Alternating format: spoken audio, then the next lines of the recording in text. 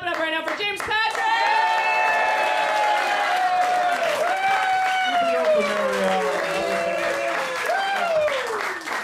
A little bit about myself. I'm sober. The correct response is ugh. That's what my therapist said, at least. I love being sober, though. It's great knowing I have nothing to look forward to ever again.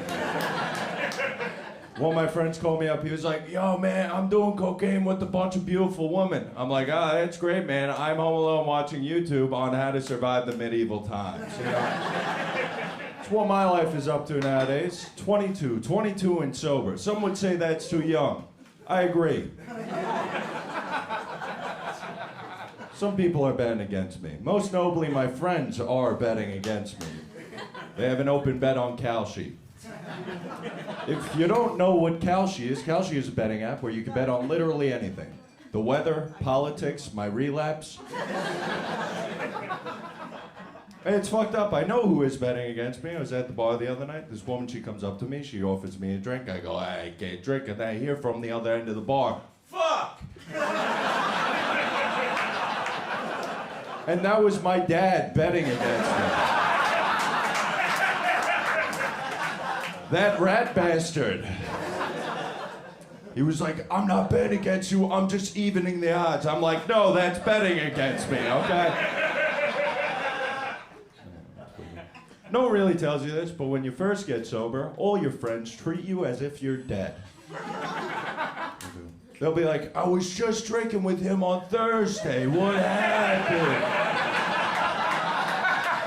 He was such a good guy. I'm like, guys, I'm right here. They're like, it still sounds like he's with us.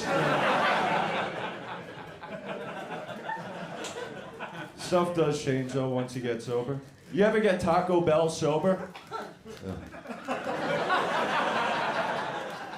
Yeah, let me play drywall, you know, that's... Getting Taco Bell sober is a lot like me drunk driving.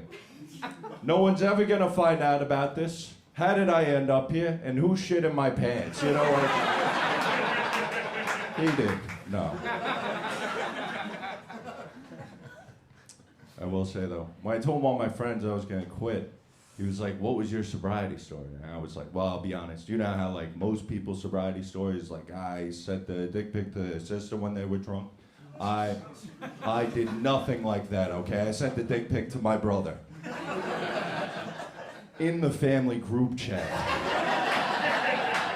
You know what's the worst part? I got a thumbs up. From my dad. Underneath, he just wrote, like father, like son. Underneath, my mom wrote, can you guys please flush the fucking toilet? I will say, though, my addiction started when I was 15 years old. When I was 15 years old, I was diagnosed with ADHD. And when the doctor told me I had ADHD, I said, that's bullshit, doc. And he said to me, here's a prescription of Adderall. And I went, fine. I have anxiety. What do you have for that, doc? He goes, therapy? And I went, or? He said, I just gave you Adderall. I'm not going to give you Xanax. And I said, sounds like someone's getting a bad ZocDoc review, okay? 1 star for being a lousy drug dealer. Underneath it just says, please, for the love of God, give me Xanax, you know? I will say, though, I think white boys, correct me if I'm wrong, there's a lot of us in this room, we're into uppers. That was my thing. I was, me, personally, I was into the devil's danger. Cocaine, that was my thing. I will say, I'm not proud to say, but last year I spent a lot of money on cocaine.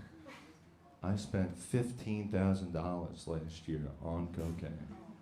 I only made $16,000. I do have my war stories, though, I do, which I feel like is weird that addicts call doing drugs war stories. But, like, to be fair, I have done enough acid once, I thought I was in Iraq. Note to self and to others, don't do acid on July 4th. Thank you guys, have a good time.